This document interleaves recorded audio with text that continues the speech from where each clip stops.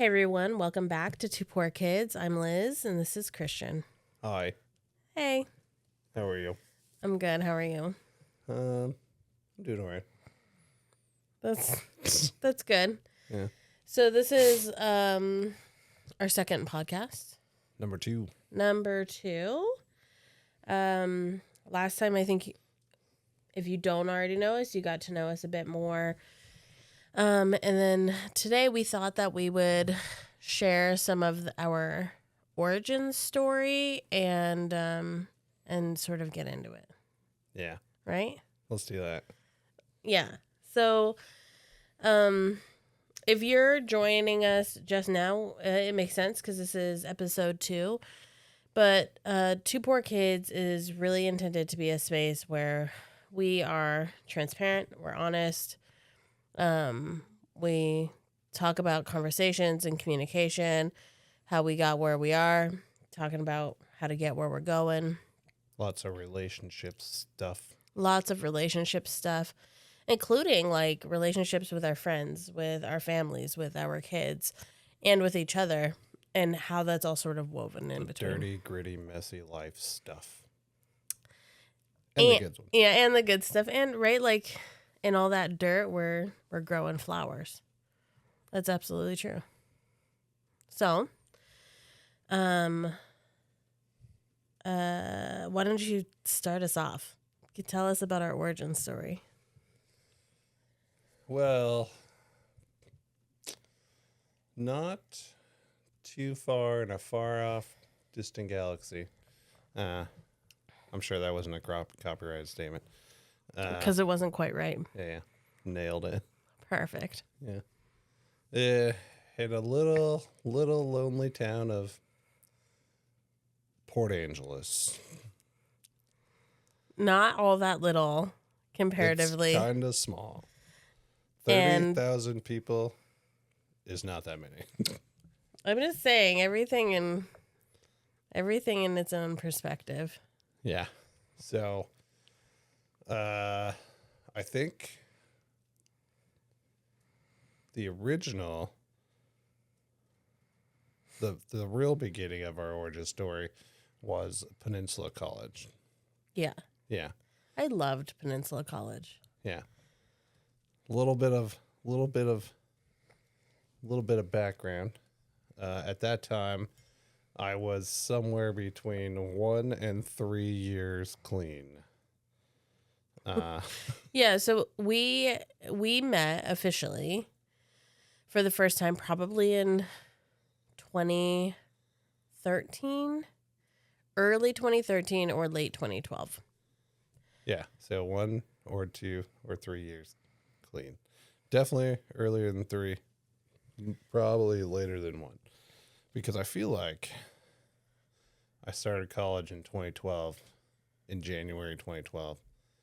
That's when I started as well. But there's no way that you were on the leadership position. I actually started that pretty early. So that's the whole thing. So I took my first 2 quarters in there or 3 quarters, I guess, was winter, spring, summer, because we took summer classes. And then come in the fall, I was asked to join student council. Yeah, so I also took over as managing editor in the fall. This is the first time that we've actually broken it down this far. Clearly, like we both had leadership positions. We did not know each other in those first few. I would hardly call mine a leadership position. I would absolutely call mine a leadership position. They asked me to run their social media page. Circa 2012. Yeah. So, like, really bad Facebook posts. Was it really bad because of you or because I had no idea what I was doing. Okay. I still don't know what I'm doing all the time. That's why you'll catch me posting. You are far more Instagram savvy, but I've been learning a lot of digital art lately, so I'll figure it out, I'm sure. Yeah. I think that we'll teach each other some things. Yeah. So definitely very nervous, very secluded, very giant black sweatshirt, baggy pants because my pants weren't tight then, and straight billed hat. Looking forward. Oh, I forgot about the straight billed hats. Yeah. Y'all, I don't understand what that phase was about, and I don't think that it's a era of time. Thug life. I think that it is a mindset that people have, because I still see people in straight build today, and I don't understand. I have one upstairs in my car. And some of my friends who are watching and or listening to this, when I met them in Portland, also had straight build hats. You know who you are. They're some of our very best friends, and I don't understand it. Is that they like flip the front part of it up, and so that it looks like a Bieber swoosh, but for a hat. The Beeb. You know who you are, uncles. I'm looking at you. Yeah. So at that point in my life, I was just taking all of the suggestions. Whatever anyone told me to do, that's what I did because I didn't know what I was doing. Because you were in early recovery. Yeah, I just woke up in the morning, I got some food, got in my friend's car, and then we drove to school, and I just held his hand the whole time. So they told me to get involved in student council. They told me to go talk to my advisor and figure out classes. And one of the classes that I was supposed to take, and I'm not sure at which time we took this because that was a wild time for me, was speech. Public speaking. Public speaking. My brother really, really, really, really wanted me to take public speaking with him. It was also it fell into a required course, so it wasn't. You probably don't remember this because you were just doing what people told you. But I took it because it was a choice in the required curriculum. And so you are already in student council when you join public speaking. And then I guess at the same time that you joined public speaking, I took on managing editor for the college paper, which becomes fun as a sort of... we're getting that part. Yeah. But just to say, like, that those are happening at the same time. We did, at sneak peek, we did not fall in love at Peninsula College. That's not what happened. No, I was wild. I was, yeah, not. Okay, continue. All right. So, the reason that all these things are important is because we started public speaking class. I sat in the back of the class with a please don't fucking call on me kind of look on my face. I didn't want to be there, and my brother was very excited to be there. He wanted to sit in the front, and I said, nah, dog, I'm sitting in the back. You can sit in the front. But then he sat in the back anyways. And then you were there. And like 20 other kids. And my brother at that time was much louder than me. Very bubbly. Very bubbly, very likable. I had the please leave me alone look a lot. Yeah. Which is why they kind of stuck me on the social media portion. So the reason that student council is important is because at that time... I hope that at least some of you are watching on YouTube, because this is one of my favorite parts of our story. And we didn't even know that we would have a story at this point in time. We had, when I was on student council doing the social media, we had several felons running student council, which was wild. We were planning pep rallies and cakewalks. And oh, it was so fun. Y'all did a great job. We were too cool for this stuff in high school, so we apparently ran with it. Yeah. In college for some reason.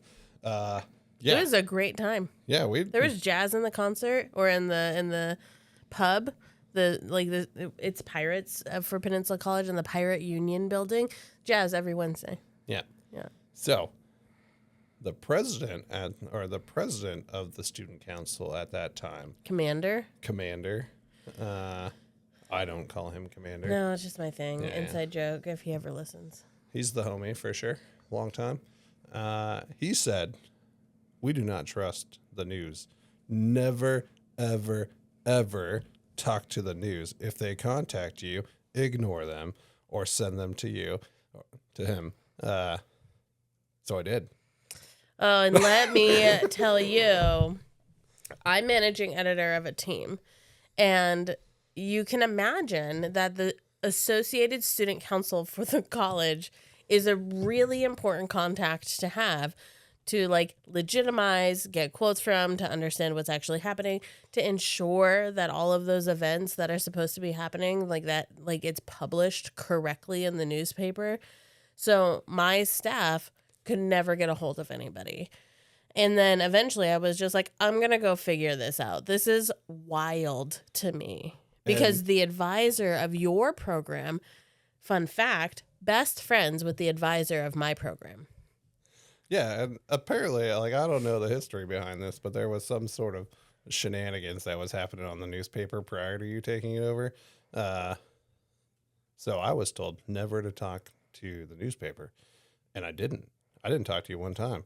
You didn't even know that I was that person. It was awesome. For years. And Successful. Years after we left that college and years after we got together. Yeah. Which it was years in advance. Yeah, so the big piece of this is like we just missed each other. I didn't know it was you. You didn't know this was me. And we were doing this speech class. And back to public speaking class. My brother was the outgoing one. Like, you were confident that you were going to be. Oh, I've said it probably 150 times, is that I'm certain that I was certain then that I would be really good friends with your brother, and that you were okay, I guess. Yeah, I was like, and his brother? I wasn't trying to be anything more than that. Right, and I didn't give you a second thought because you clearly had all of the like meh vibes, and your brother, hilarious, still outgoing, and silly, and I think you've grown into some of that energy. You're pretty silly. Definitely my own energy for sure. Not the same. Not the same. Yeah. Yeah. So you sat in the back of the class. Sat in the back of the class. I did not. I was in the second row, on the outside. First row. I probably was in and out of the first row, depending on how early I got to class. And so I was always sort of on the outside row because, I don't know, because I didn't get to class all the way on time, or I was like always ready to dip, just in case. And, like 5 rows behind me, that's where you and your brother sat. Yeah, in the back. In the back, against the wall, in the corner, and closest to the door, so I can like do the same thing I always do, scanning people when they come in. Yeah, I really didn't want to be there, and at that point, I there was some white knuckling. There was a lot of angriness. There was, my mind wasn't all right most days. I had a lot of chaos in my head, and as you've grown to learn about, that's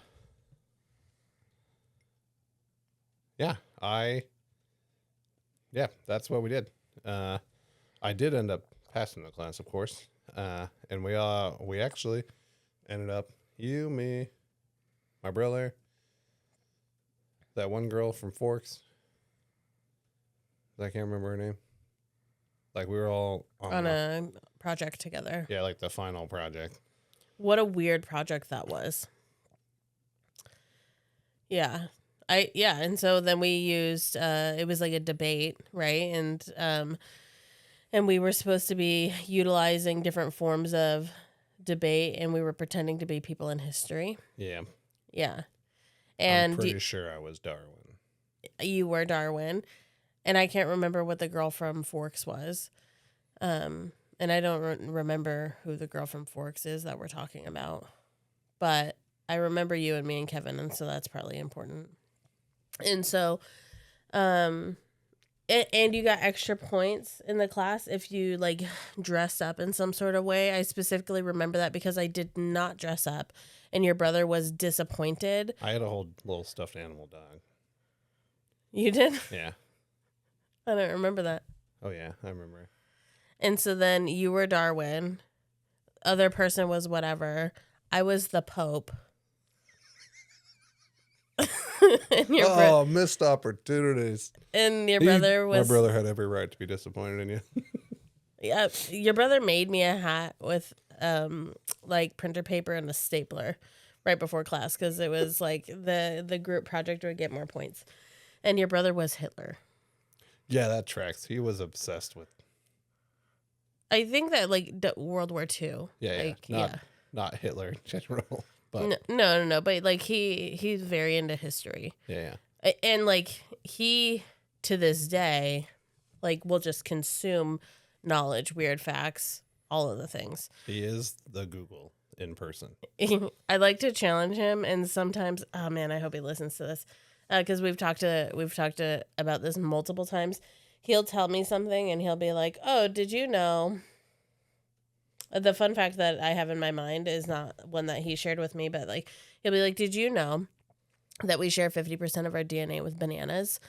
And he, I think only one time in all of our friendship, over a decade now, which is wild, has he told me something that wasn't quite accurate.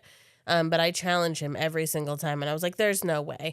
And I'll look it up on Google. And for a long time, he got really offended, and then he finally realized I was fucking with him. But it probably took over 8 or 9 years for him to realize. But yeah, he's like a walking Google. He knows a lot of things about a lot of things. There's weird random stuff. Okay, so public speaking, we passed the class. Passed the class. Do you I think avoided you for the rest of my time there. Yeah, I think I saw you very briefly in passing. Like you'd be walking around with your friends. Yeah, me and my friend would pull up. We'd smoke cigarettes. We'd walk to class. You'd be there. Near my neck of the woods. Yeah. Because it was the back of the college. So which is where my newspaper behind. was. Did a lot of vaping. Went back to class. And we never had another class together. Yeah. And you avoided me because Not I was you specifically. Avoided me because I was the newspaper. What's wild to me is that like I spent a lot of time in student council, actually in student council, like hanging out in student council, and I didn't see you at all. I absolutely saw the president. Mischief managed. Mischief managed. Absolutely. You had a map. I saw the president regularly. The advisor whose office was right behind the like main office. I seen him all the time. I was in his office all the time because I couldn't find you, as it turns out. I'd be like, "Where's the guy for the social media?" This guy. It was me the whole time. Yeah, so for me, what happened was student council became chemistry club. Then I became the president of the chemistry club, and then I started working for the physics lab and the biology lab, and I just spent most of my time in the labs. And I had 2 pretty good mentors, and Yeah, you did. Yeah, one of them specifically, the physics teacher, told me that the degree I was going after wasn't good. It was one of the degrees where colleges just make money and ship people off to do nothing. So he told me that I needed to really consider chemical engineering, and I needed to start applying to colleges. He's the one that told me to apply to Washington State. Because we were in a 2-year college. Yeah. And I, again, was just at a point in time where I was just taking whatever suggestions because people believed in me and I did not. So, yeah, I did all the things. I did all the things that the program taught me to take the next right step and put in the footwork and just let it happen, because I was pretty convinced that none of that was going to happen. Yeah, because this wasn't the path. This wasn't the path. Yeah, this was the new path. I didn't even know what chemical engineering was then. I just said, okay. Yeah. Literally chose one of the hardest things to do. Yeah. No, thank you. Hard pass. Hard pass. No, I did it. Yeah. And then it wasn't immediately, but I had letters of recommendation. I fell into whatever demographic they wanted. I had to do a whole I'm a felon letters thing. And then, yeah, I got accepted. And you were surprised? Oh, absolutely. Yeah. Mm. I had a meltdown. That was one of my many meltdowns. What? I don't think that we've ever talked about, like, you figuring out you got accepted. What was that like? Do you remember that? Like, did you get a letter or something? I definitely got a letter. I remember I got a letter in the mail, and I was having a panic attack while opening it. Because you were like, shit, what if I got in? Shit, what if I didn't get in? Shit, what if I got in? No, see, so I'd say that for me was, so when I left Port Angeles, I had just had, it was right before when did we start? 2014? Mm-hmm. Yeah, we graduated in June 2014 from Peninsula College. Yeah, so we graduated in June. And July is my clean date. So I had under 3 years. And I had built such a strong network between SQUIM and mostly in SQUIM. And some in Port Angeles. And then when I got the acceptance letter, I was terrified to leave. Like, I didn't know what to do. My friend then had to hold my hand and just remind me that we're just going to do the next right step. We're going to do the next thing. We're going to figure it out. Yeah, thank God for best friends, right? Yeah.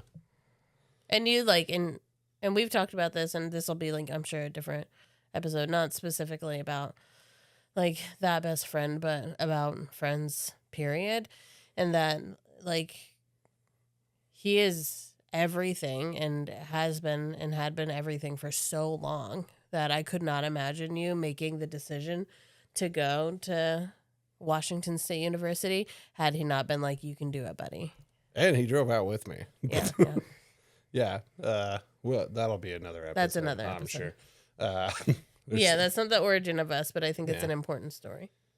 Yeah. So, between December and July, school starts there in August. I think we moved out at the end of July. Yeah, you were there a few weeks before school started, which was not the case for me. I think we waited for my 3-year mark, and then we left that weekend or something. Oof. Yeah. So it was wild. And then you moved out, because I think this will come up and is important. You moved out, you and then your girlfriend at the time. Yeah. This was going to be the first time you lived together? Officially, yes, but Probably stayed at her house all the time. All the time. Yeah, that makes sense. And so then you and the girlfriend were going out, and you had animals. Yeah. What a wild time. And then best friend was like, we had rats. You had ferrets. Had a ferret. Had 2 cats. Ugh, the rats. I fucking hate the rats. So they were cute. So so then you get there in June, and y'all start looking for work. July. July. Yeah. So then for me, 2014, I had a kid. I had a kid when I was 18. So when I was in school in 2012 to 2014, and somewhere between 2012 and 2014, Christian and I met. But we were not friends, like Christian said. Like, we saw each other in passing, and I'm not even positive that until we got into doing like our group work that I would have remembered your name. Then how did you end up texting me? Did I text you? You had to have gotten a hold of me. No. I think eventually I did. I think that when we did at the end of our group project, Yeah. like when we went through our group project, by the end of public speaking, I knew your name. But I would say that like when I would see you on campus, How did you find out I was there? where In Pullman. you told me, Yeah, it tracks. yeah, you told me maybe public speaking was in early 2014. It could have been that soon, because okay, so I applied.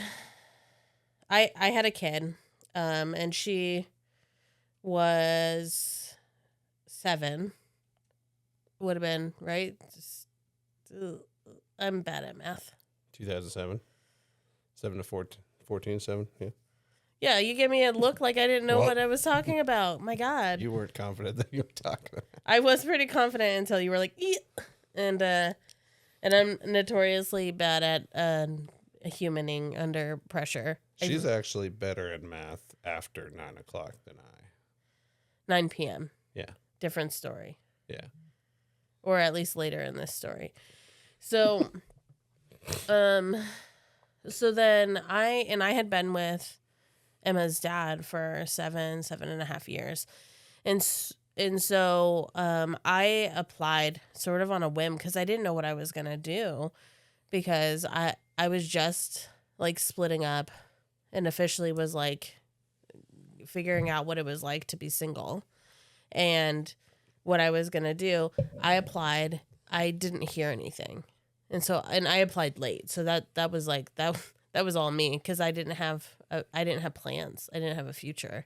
I didn't know what I was going to do, even graduating. And I was in school, not actually for journalism, even though that is what I spent most of my time doing. I was in Peninsula College to graduate with a Homeland Security Emergency Management degree. So I started taking HSEM classes for emergency management in 2013. And so then I was doing this dual journalism focused, emergency management focused.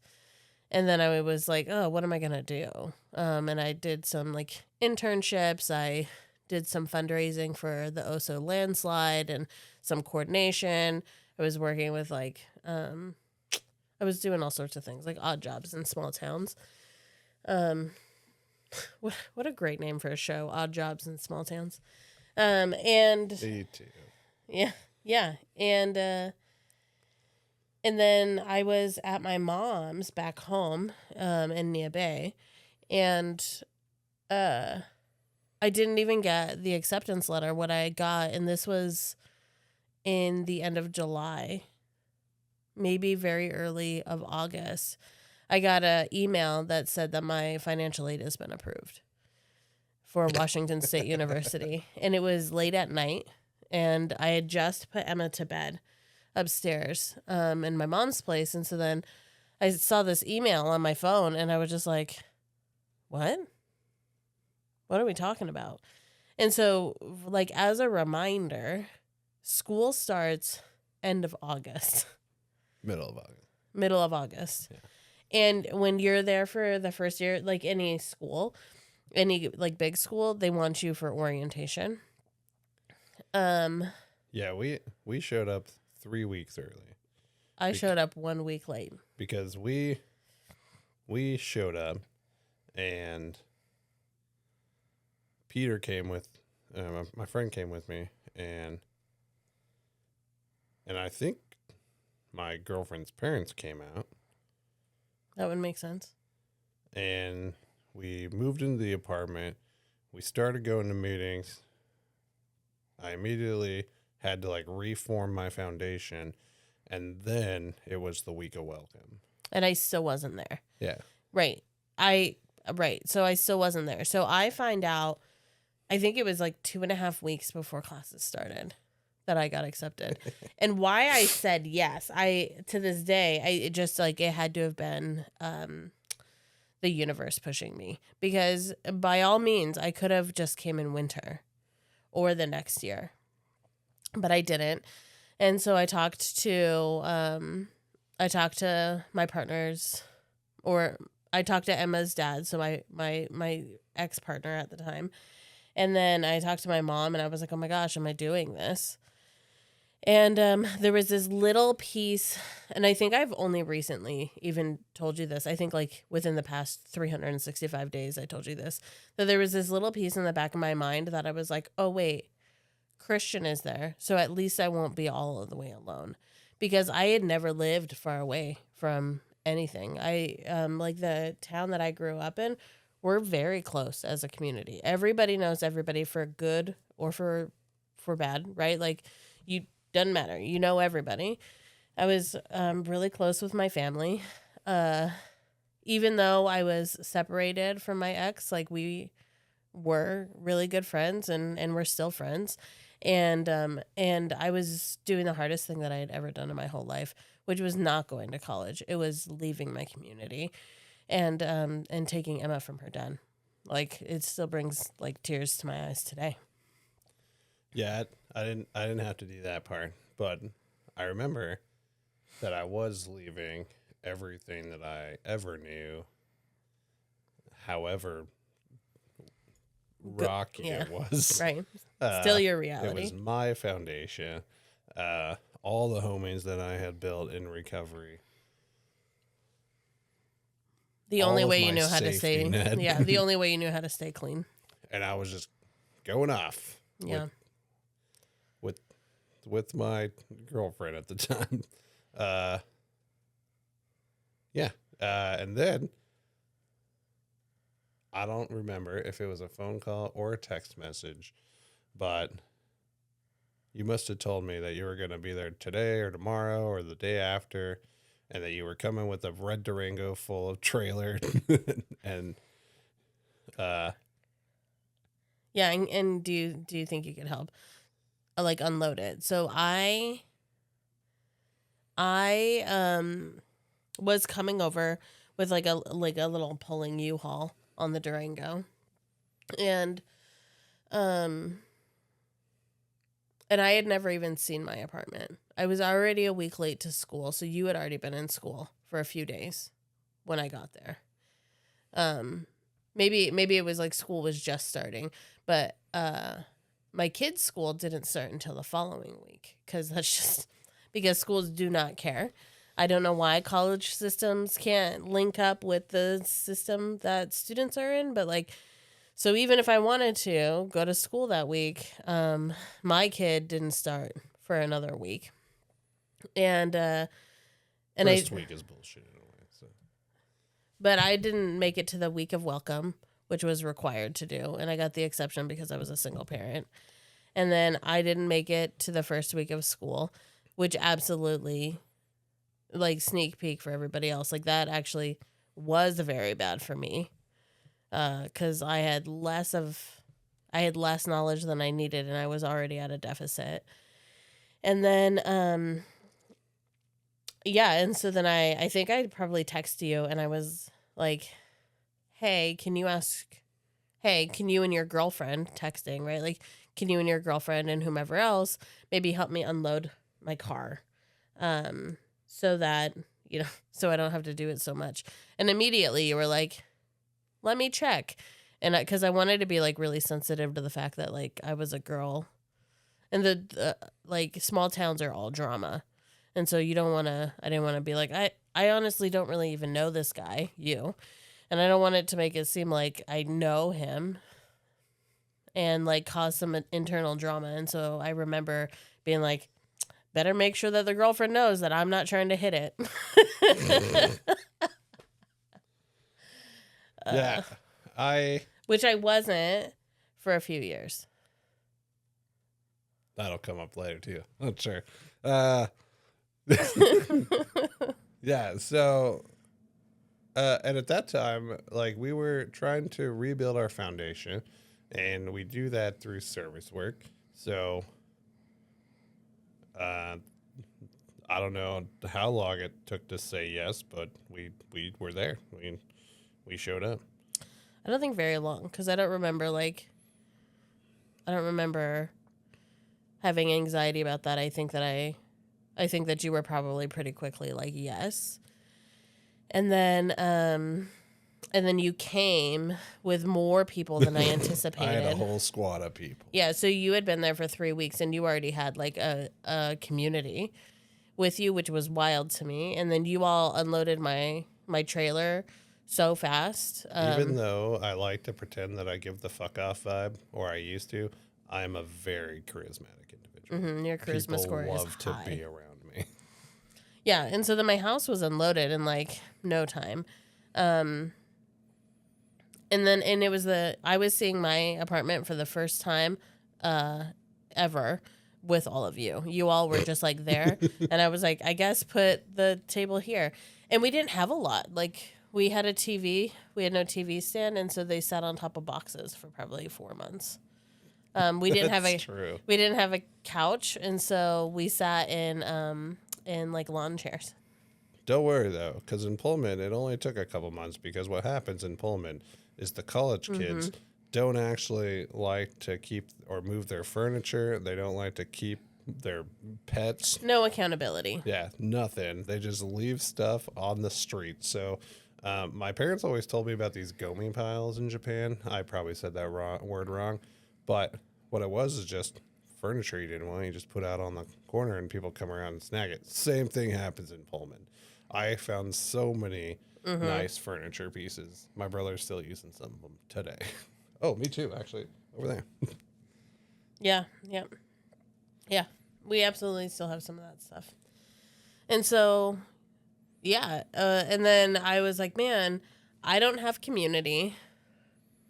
I'm basically a week, 2 weeks late to school. I guess I'm going to have to talk to the dark, gloomy guy. Which you weren't dark and gloomy anymore. You brought a squad of people to my new apartment. And then I think that I texted you regularly, and within 2 weeks we were like, oh, you all were paying for and had been paying for Coin Op laundry for over a month. Yeah. And I had washer and dryer in unit, and so I was like, well, how about you just come over to my house? And we were not balling at the time. So. No, nobody was. Yeah. Absolutely. And so I was like, hey, do you all want to do laundry at my house on Sundays? We'll have game day Sundays. We'll do dinner. You guys can do laundry. And that was like the quickest yes I ever got, ever. Yeah, that was sweet for laundry. Obviously, I love board games. Yeah, we did not have. If you're watching us on YouTube, you can see. We should count this up. Maybe by the next episode or in a few episodes, we'll count up how many we have, or on another and future podcast where we'll be going through some of these games. Yeah, the background right now is only about 40% of the shelving capability. So yeah, and there's tons of board games, and so we played a lot of board games. Yeah, had a lot of dinners. At that time, like shortly after we got to Pullman, she became my fiance. Not me. Not you. Yeah. Not me. The other girl. The other girl. And she said yes. She said, "All right." Oh, okay. No. And no, you were each other's like. We were tight. Yeah, you guys were good. She was very critical for the majority of my recovery. I would not have been in the places that she took me to become the portion of the person that I became. I agree. Yeah. I think that she did a lot of really wonderful things. Yeah. Before you became my guy. Yeah. Including therapy. Yeah. So I was in school. She was working at Walmart. So basically, we didn't see each other a Right, whole because lot. she was working the night shift, right? Well, Eventually. Eventually, she started working the night shift. That was wild. She had a bunch of times. like different jobs that I can't remember. I know that Walmart came later. Okay. But yeah, she was stay at home for a while. Then she wanted to get a job. She did that. Then she started working. And at that time, I was going to school. Yep. I got a job at doing parking. Parking was the best job. I got on that later. Yeah. Yeah. I ended up becoming the student manager there. I joined a fraternity. Fraternity. I joined a fraternity. Yeah, we became step it up to Jello wrestling. we became best friends, or at least like our version of best friends in the beginning, pretty early on. Yeah. Because we had game nights every week. We were checking in with each other all the time.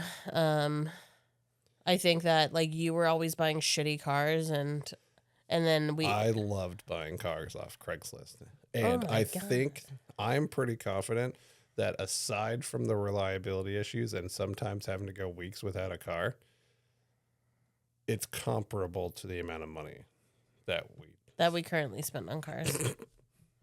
No, that's probably true. yeah. That is probably true. Which I'll put a pin in for us to think about later. So for a long time I had like the working car because you all were also like a one car household. Yeah. And you eventually moved out of your small apartment and into a house, and then you had roommates, and then it was just like always busy all the time, and it was easier for me to drive us, and then my car ended up dying at some point Yeah. in time, and then you became the car person, and so pretty quickly we became friends, and we would like, we should say we had no classes together. That is not how. Two separate. We are totally. wildly different education journeys. I am a science communications and a natural resource science. Like that's the angle that I went in college, and you were not that. No, chemical engineering and math. Lots of Before 9 statistics, p.m. Before 9 a.m. Yeah. Definitely before 9 p.m. Just kidding. We didn't do math, or we didn't do any homework until 9 p.m. We'll get to that part. Yeah, and what we would end up doing is like we were both broke college students, and I remember we'd end up being like text each other and be like, hey, and because it was nice to have an older friend. Right, because we were non-traditional students, and all of our classmates were like 19, 20, 21. Yeah, and sometimes they're frustrating. Mm-hmm. Yeah. And so we would sit out on the campus. We'd either be sharing a bigger Panda plate. We ate so much Panda, or that pizza. It was that's just there. accessible and cheap. Yeah, protein and rice. Mm-hmm. This is not sponsored by Panda Express. No, Though I do still I fuck still with eat. Panda. Yeah. Sometimes it's just nice to Freshies? get a large entree of sliced chicken thighs. I'm Protein. just now because I grew up like really poor and in a deficit mindset and like food insecurity. Even today when we go to Panda, I struggle to get just the entree because it's more expensive. It's true. It's true. Like a few weeks ago we went to Panda and I had an internal struggle because I don't care for the sides. I don't like the rice. I don't like the noodles. I think that if they salted their veggies at all, maybe I would not mind them. And so, one, I'm wasting the sides when I get them because I'll like begrudgingly eat them. They're not good for you anyways. And I'm just like, ugh. And then I'll eat all of the protein. And so the past 3 times, I know it's been 3 times that I've ordered just the entree. And every time in my brain, I'm like throwing a fit over $1 or $2 difference. Because not too many years ago, we had to share the plate. Yeah. Yeah. Right. Which I think that this was just great perspective for me and Yeah. for you to be into some of my my internal crazy that still happens, because we can absolutely afford $4 extra of Panda for me to get exactly what I want and not have to struggle to get like a 2 entree plate and some bullshit. Because we're not going to Panda all the time. It's like one time, spend $4. I think I obsess about it every time we go in. That's fair. I will tell you that everything that we're sitting in front of costed way more than $4. You're right. Uh, Every single one of these games was more expensive than my entree at Panda. yeah. Also, these mics. Oh yeah. Yeah. So, yeah, we were hanging out. We were being adult students, and like we'd play stupid games like that one. That one. Which If you all haven't played that one with your partner before or during your relationship, I highly encourage it, because it greatly will decrease. I think I'm going to get red for this a little bit, but it's greatly will decrease like the amount of jealousy I think that you'll find, because jealousy, especially if you're like in a somewhat like immature relationship, not saying that like either partner is necessarily immature, but it takes a lot of communication, a lot of practice, a lot of like humility to break down jealousy. Not that neither of us have ever been jealous, because we have, but I think that we got to skip a lot of that jealousy by playing that one. And that one is where we would sit out and we'd be like, yeah, that girl's hot. yeah. There was a lot of that. Yeah, not too many. I think even still, though, it was still really like, it was not 18-year-olds. We were like, that person is a baby. Yeah. No. We And weren't. so we also did that. So sorry to all of you children out there that we are like gross. Straight up gross. Now, I will say that I did enjoy the Jello wrestling. Which I was not invited to. Yeah. You were so mad at me for not inviting it. We knew each other and we were friends with each other. I refereed Jello wrestling at my fraternity. And it was exactly like in the movies. And I didn't do anything like that. So my college experience could not have been more different, because I was a single mom. And then like the main people that I spent time with was like you, like we would do homework at night. Yeah. And we would hang out at lunchtime, but generally we didn't see each other in person. Yeah. And then I hung out with my best friend, who became my best friend there, because they're the mom of my bonus kiddo. And we, yeah, and so we single mom lifed it up. And then you were there for all of the in-between parts. Yeah. Yeah. Girlfriend at the time started to work the night shift. We really didn't see each other. So basically what was happening, I was living in this quote unquote recovery house where I had half a house. It was like everyone paid $200 a month. And everyone that had a room was in recovery. And then I'd get off work, we'd eat dinner, and then I'd go to your house, and then I'd hang out with you and Emma. And then when Emma went to sleep, it was homework. And we did this whole cycle for before we were even together, where we'd start homework at 9 o'clock. We wouldn't get done till 1 o'clock. I'd drive back to the house, which was not that far. It was like a minute drive. And then go to sleep. Wake up and do it all. Wake up, 6 o'clock in the morning, do it again. And just all this whole cycle. And that was really like in the second year that I think we could, or sorry, like after the first semester, not necessarily the second year, but like the second semester Yeah, on, the because first semester we both failed out of we school. failed out. Yeah. And I think that's important, because, and we weren't even hanging out that much then. So it's not Yeah. like we were being negligent together. I think that, We weren't even being negligent. no, we weren't being negligent. We transferred in, and they told us to take too many credits, and we had just got done from a quarter system doing 3 classes. They wanted us to do a semester I did system with 21 credits my first 5 or semester. 6 classes at university level. We got our ass beat. Yeah. And right, like, and like we both just said, is that we were in culture shock. We were in shock.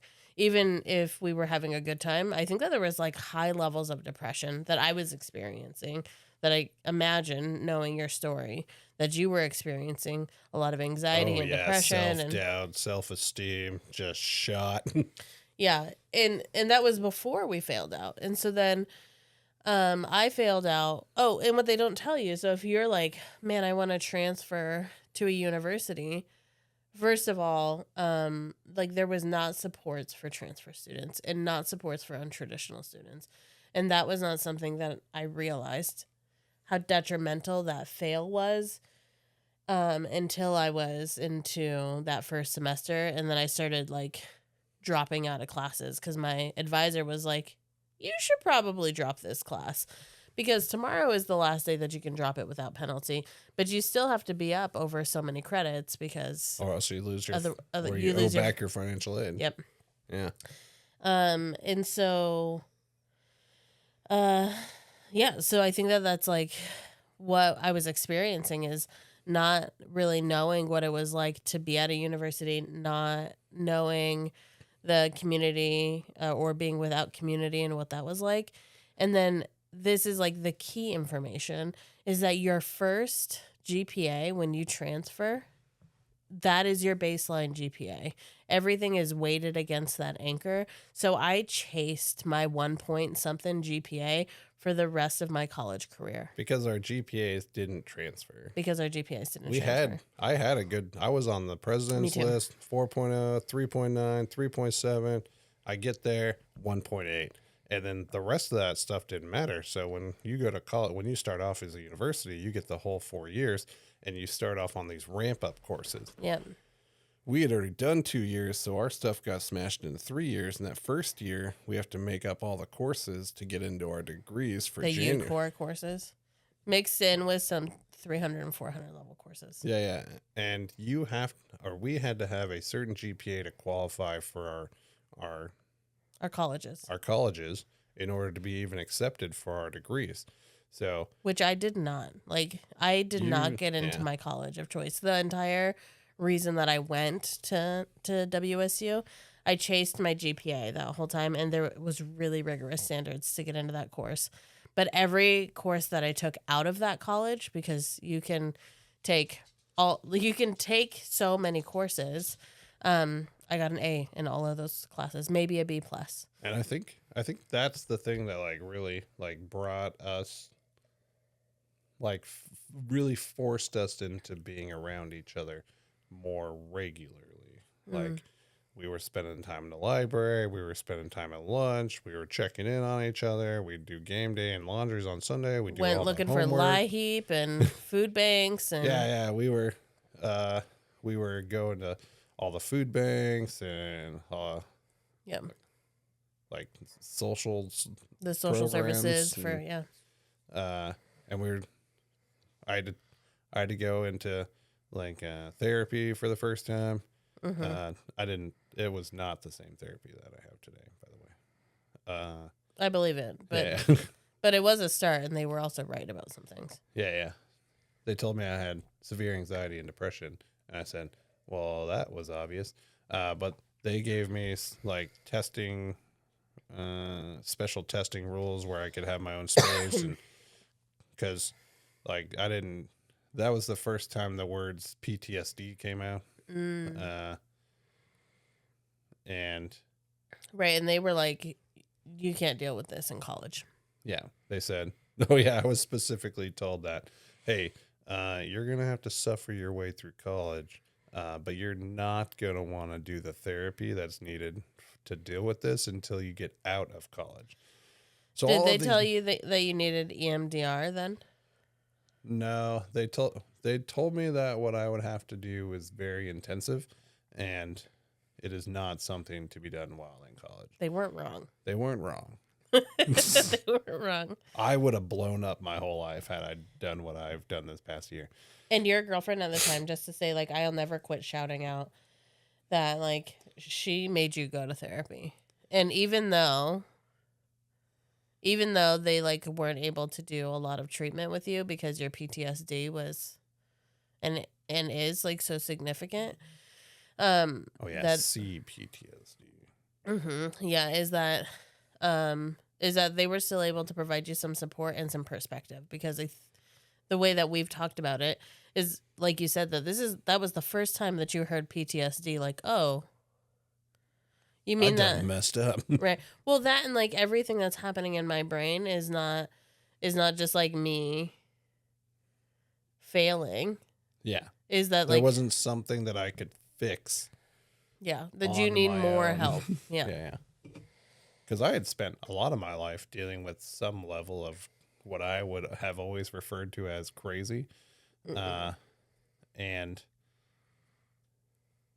I didn't realize that it had a name. I just thought that I was not right. Yeah, all of these things, all of these external things is what I think brought us so closely as best friends for. Like we needed to stay together in Yeah. order to get through. Because at that point, my girlfriend and fiance at the time, like I'd get off school, go to work, get off work, go to a meeting, get out of the meeting, go home. She might still be there, and there was several times where she would say things like, "Oh yeah, you're my meal ticket. If I can just suck it up and work," like I was just kind of like a means to an end for her. Towards the end of our relationship, which makes sense because I didn't have time for a relationship, or especially one that came with a lot of drama. Yeah, there was a lot of she needed more than you could give her. Yeah. Yeah. And she had checked out a meeting. She was kind of like living on my recovery, which I was still very much in the program I was doing. Multiple times a week. I was going to jail meetings. I was doing treatment centers. I was doing the regular meetings, lots of service work. I had 8 or 9 sponsees at one time. That was wild. I was just full. Like I dove into it. Yeah. Yeah. And most of them were college students because how it was is I was just the one with the most time. So my time was just taken. Yeah. And then, do you remember the Jurassic Park car? Of course I remember the Jurassic Park car. That thing just popped in my head. So one time, towards the end of mine and my fiance's relationship. It was winter. It was Christmas break. Yeah. It was like 4 months before we ended. So it was 2015. Yeah, it was. Yeah. Yeah, 2015. December 2015. Yep. I came home. Her and one of our roommates, who I'm pretty sure they were sleeping together, sanded down their little Toyota Tercel or some piece of shit car like that, and turned it in and painted it like the Jurassic Park with spray paint. It was the biggest hoopty. The windows didn't roll up. Because he removed the window in the summer. So this is what happened with the window, which is important for one of the stories, is in the summer his window didn't work. And so it was so hot and he didn't have AC and he wanted to have the window down because he also, I think, like smoked or vaped or whatever. Yeah. And so he, they both, your girlfriend and your friend, because they liked to just like chop up vehicles, is that they like took the panel apart and they took the window out of the car. Flash forward several months to December, the window had never been put back in the car. Yeah, and at that time, you and I were still like we were best friends. tight. Yeah. We were best friends. Yep. We were each other's support. And I don't remember if it was your car broke down or what. My car definitely broke down. But you said we needed to get Emma to back home for the holidays, and I mean the best we could come up with at the time was the Jurassic Park car. So no window, and I have my kiddo, And the drive is 10 hours. And we did Over mountain passes. over Snoqualmie in Pass. the winter. It was wild times. It was cold. Yeah. At minimum. And so it luckily wasn't like really snowy until we got to the pass, but then on the pass there was no window. So we had like a tarp and a blanket and all the things trying to like cover the window, but it was cold and all of the heat was leaving. And my kiddo has a blanket over her whole body. Bundled up like a burrito. Bundled up like a burrito. And luckily we were just catching that to the other side of Snoqualmie Pass, and then I had family meet me on the other end. Yeah. But like, my God. Jurassic Park car. But they're like that year and 4 months was just an immense amount of struggle. And through the whole thing, we had each other, and then we had our own little core. And then my life 4 months after that just got flipped upside down. Everyone in the house relapsed, including my fiance, and not all the sponsees, but like a number of them. And I didn't know what the fuck to do. Like, I remember that I got out of school. I didn't have to work that day, so I went home, and my fiance's truck was in the driveway, which was strange because I hadn't seen her for 2 weeks, and I should have known something was up when they made the Jurassic Park car. It just all clicked in my head a few minutes ago.